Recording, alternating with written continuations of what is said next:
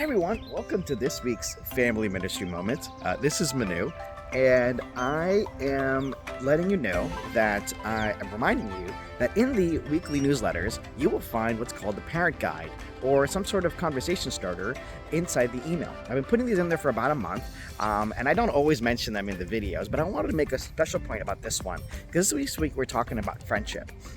And friendships are important to me. Well, mostly because, I always talk about relationships and how much community is really, really important. And so obviously friendship's going to be super important to me as well. But, I was looking in the Bible for different examples of relationships, and I was reminded of the example of David and Jonathan. David, who ended up becoming King David, one of the most amazing kings of Israel, but then also Jonathan, his friend that was created by chance. Jonathan was actually King Saul's son.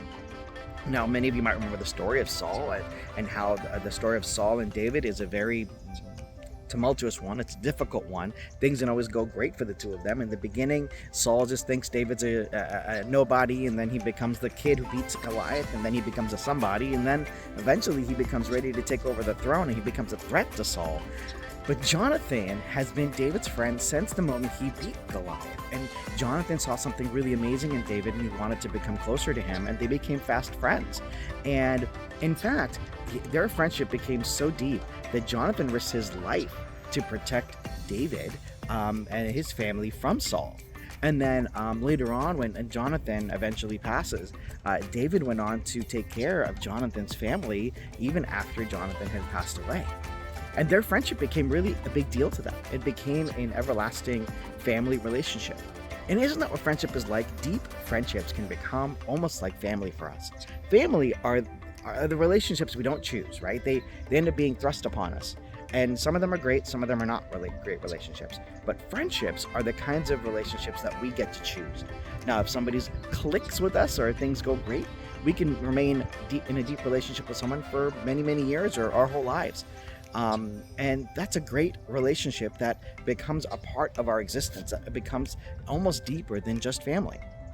And so this guide this week that I'm attaching talks a lot about how the scriptures help us in understanding who our friends are, how our friends can support us in times of difficulty, and how we can support them, how we can put our friends before us when it comes time for a challenge, or when they will support us when our challenges come in our lives. And the scripture tells us that these relationships are provided to us, and we just need to harness them, and we need to deepen them. My challenge to you this week is, are you doing a great job in deepening those relationships that matter to you? Not just the family relationships that I'm always talking about, but are you deepening the friendships that God's put in your life? Are you stopping to appreciate some of the deep, close friends who will give up almost anything to be there for you? Have you stopped and just thanked them for who they are in your life?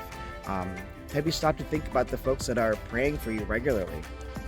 Those friendships of folks who may not always see you but know about you and care about you. I know that I still have some friendships of folks who I've met over the years that love me and they pray for me regularly, and I don't even know what to think about that. That is so I'm such in awe of people who just appreciate me enough to pray for me, and I honestly don't think I spend enough time appreciating that.